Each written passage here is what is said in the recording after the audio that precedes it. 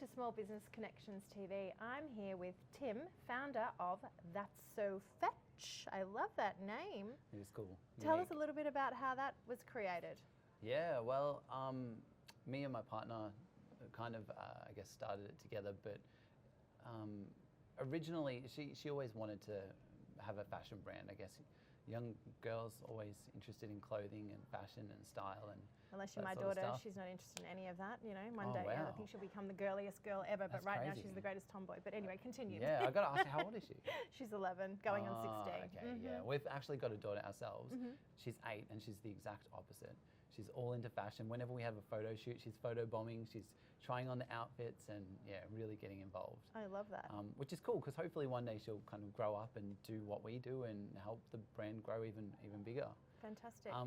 But yeah, it kind of started, my partner liked the idea of fashion and started sourcing some items and doing photo shoots and putting things online. And as it started to pick up from there, we thought it'd be cool to have a brick and mortar retail store.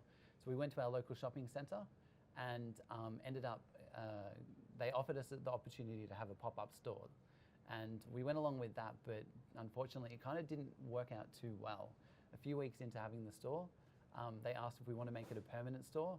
And we did. We went ahead because the income was good. We thought we were getting more money than we'd ever seen in our lives.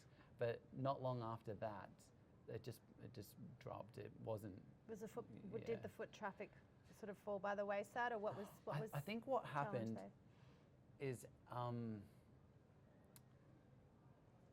I think what happened is for us. Like we didn't really know enough about brick and mortar retail. I know there's some brands out there now that kill it. They do a great job and they're really good at it. And we never really kind of managed to learn the best way to do it. But early on, I don't even know how to explain it. So early on you had this dream, you wanted a shop front and you had this opportunity arise and you went, yeah, we're going to go for it because it's doing so well. And then things started petering out and the sales weren't as good. Yeah, and you kind of nailed it. Yeah. But basically early on we kind of, we had like a bit of a honeymoon period, I guess, when the store first opened. And when we signed that lease to make it a permanent store, we were still kind of going strong, but the day we put the pen on the paper, signed that permanent lease, our sales just dropped by half. And yeah, from then on, it was a really painful, tough time, to be honest. It's a common story too, to be honest. You're not alone in that environment. So how long did you hang on to the shop then? In the end, about 4 years. Oh wow, okay. But what kind of happened when we signed the permanent lease, my partner ended up working in the store all the time, almost every hour of every week, just to keep the cost as low as we possibly could. And that kind of wasn't what she wanted to do. She wanted to grow an online brand, a big fashion brand, and be big on Instagram and see people in our outfits everywhere all over the world. But we just kind of felt trapped. She felt like she was working in this store and she loved serving the customers in the store, but it just wasn't fulfilling the vision that she had. So in the end, we ended up doing a second pop-up store, which sounds crazy. Sounds not the right thing to do. But we did a second one over Christmas one year because we know Christmas is the one time that we actually could make a profit in the store. And we did that, and she went and worked in the second pop-up store, and it went pretty good. At the end of the Christmas period, we closed it down. We said, that's it, we're not going to kind of extend here. And from there, I thought she'd go back to the original store, work hard and keep our costs low and all that sort of stuff. But instead she said to me, I'm not going back there. And what did you do at this point? Well, what were you doing while she was working at these stores? I was working in real estate at the time, Oh, okay, right. but also helping her out a lot in my spare time. But yeah, so she didn't want to go back to the store at all. And the thing that kind of blew my mind, I thought this is risky and scary and we're low on funds and we could lose everything. But what happened is the online sales that month doubled. And then the next month they doubled again. And the next month they doubled again. And I guess her focus, just sole focus on that online store and pushing it as hard as she could, just really helped us get to where we are today. So amazing. It's all part of the journey. Well, it really is. But what attributed to that double in sales online, do you know? I think just focus. It's like anything. If you really put 110% into anything and be the best that you can, it can do well. And what would I look for? Like, so THATSSOFETCH. What sort of clothing do you actually supply and sell? We're kind of almost changing that up a little bit at the moment. We always sold sort of party dresses, things that someone might wear, like generally for younger women, ages sort of 16 to 30, something they might wear to a birthday, an 18th, a formal event, things like that. But we're starting to branch out now into more active wear, lounge wear, and just shoes even. We're doing our own shoes now. Amazing. So yeah, a little bit of everything. So women's fashion is such a competitive space. Why should I come to THATSSOFETCH over, another retailer? I think a big thing for us from the start is our customer focus, and like it's insanely strong. And a good example of this is, it's rare that someone would buy from us and be unhappy with the purchase, that they would, maybe we shipped them the wrong item, or maybe it just was faulty, like it happens. Of course. But whereas other brands would kind of just think, oh well, like, and kind of sweep it under the rug, or just send them a replacement or whatever, we do everything we can to show the customer that they can trust us and that we really do have their interests at the front of our mind. And for example, if someone was to email us and say, I got something and it's faulty, and I want a refund, I'm not accepting an exchange, I'm not happy with it, I want my money back, we would go above and beyond. In some cases, we might give them the refund and reship another item, because we want them to know that we're trustworthy and that we really will deliver on what we promise. Fantastic.